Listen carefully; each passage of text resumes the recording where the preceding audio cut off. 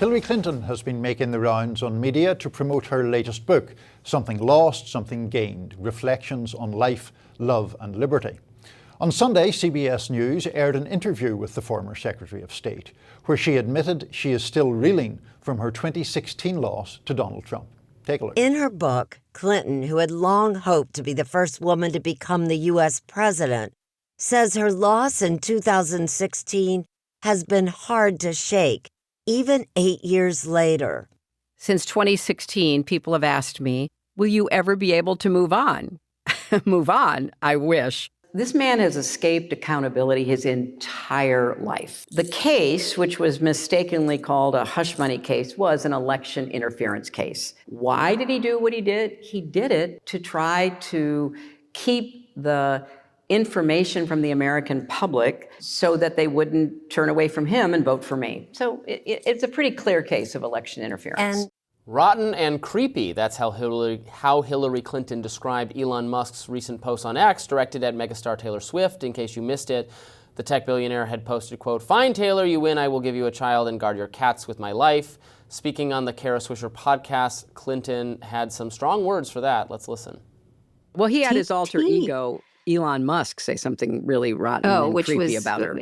Please comment on that. It was what Elon said. It was he essentially would have a baby with her, or forcibly have a baby with her, and then impregnate her. Which is kind of another way of saying rape, I think. X users pounced on the irony, pointing out Clinton stayed with then-President Bill Clinton after the now well-known Monica Lewinsky fiasco. Clinton appeared on MSNBC's Rachel Maddow program, where she also talked about former foe Donald Trump. Independent journalist Aaron Mate took to X, posting, quote, "Hillary Clinton calls for criminal charges and civil penalties against Americans engaged in spreading propaganda."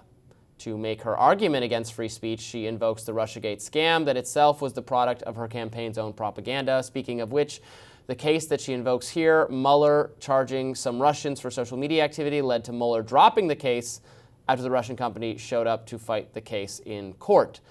So does the former reigning queen of Democratic politics add to the conversation? So in this clip, she suggested jailing Americans for misinformation, that there needs to be deterrence. That's the outrage that many on social media were responding to. You know, the thing about Hillary Clinton is she has a way of outraging people of almost any kind of political stripe or across the whole political spectrum.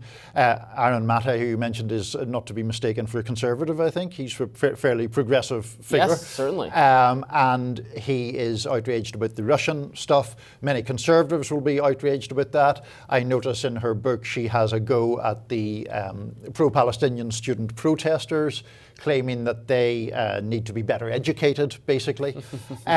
Hillary Clinton has a capacity to be kind of patronizing and sanctimonious, and that tends to irk people, whatever their political views are, unless their political views exactly replicate hers. And that describes very few people. I mean, not literally very few people. Right. Obviously, millions voted for her, but she underperformed as a Democratic candidate. She forgot to campaign in the key states. This is someone who just desperately wanted to be president. That's her ideology. And yes, was firmly committed to, I would argue, an interventionist or neoconservative foreign policy that is not what many on the left want from a Democratic candidate. Is not the way the right has gone. Her criticisms of some fellow Democrats, and then, of course, Donald Trump and his influence on the party is all about, betraying our allies or, pulling back from the world stage. Everything that doesn't go her way is Russia, Russia this, Russia, Russia that. She attributes her own loss to interference from Russia that, in my view, the evidence has not well substantiated, was a significant part. Yes, there were some clumsy attempts to have Facebook bots on social media, but they paled in comparison to the amount of money that campaigns spent on social media advocacy. There's no evidence they were targeted at swing voters in Pennsylvania and Michigan, et cetera. But she's done things like call Tulsi Gabbard a Russian plant. I think she said the same about Jill Stein.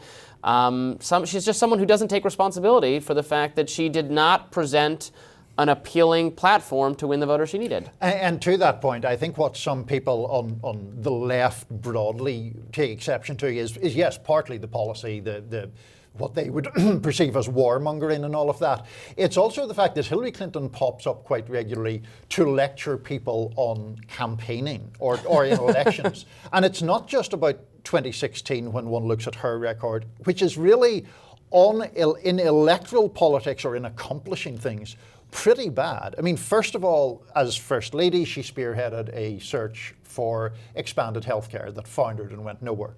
In 2008, she had all the advantages in the world, seeking the Democratic nomination against Barack Obama and lost.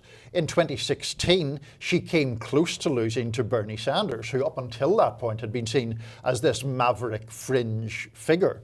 So it's not as if Hillary Clinton is speaking from any position of authority or impressive record, even when it comes to political tactics or strategy. Yeah, I mean, her strategy is stop complaining. You have to get behind the Democratic nominee. When that was Joe Biden, that's what she's saying. Now she's saying that about Kamala Harris. It's just very tired and very what she's always about. This whole idea of criminalizing, her and other Democrats talk increasingly apocalyptically about the spread of misinformation. It's like if they could just control what you are allowed to consume and see, then they would win forever, which is a very limiting kind of idea or betrays, I think, a lack of faith in one's own agenda or one's own ability to be persuasive, but maybe she actually never has been a particularly persuasive individual. Well, that's the thing. I mean, it would never, the misinformation issue, I'm not saying that there is zero misinformation. There plainly is. Oh, there is, yes. There are. But how do we handle it? Do we handle it by trying to criminalize it, which we actually just can't because that would violate the First Amendment, or do we handle it by putting out good information? Right, and the argument that she makes does absolve her of responsibility for having lost in 2016 and had the various other failures that I mentioned. It will be interesting to see just to what extent she campaigns actively for Kamala Harris, to what extent Harris wants her to campaign for her. Given Hillary Clinton had the famous blue wall demolished against her by Donald Trump, if I were Kamala Harris's campaign manager, I wouldn't be seeking many Hillary Clinton appearances in Pittsburgh or Philadelphia or Detroit, but we shall see. It was one of the worst run campaigns of all time by her campaign manager, a person named Robby, which that offends me as a fellow Robby. Like, didn't visit the swing states, right. Picked a VP who added absolutely nothing. Which is the way she wanted it. Right. I think she didn't want the spotlight being stolen from her. She picked someone we can barely even remember his name, Tim Kaine. Right. Forgettable. And purportedly the safe choice, which was the problem with Right. the safe choice was the case wasn't being made by the person at the top of the ticket, and the glass ceiling remained unshattered on that occasion. Well, we'll see if people want to hear much more from Hillary Clinton. She always has another project in the works, and we'll have more Rising right after this.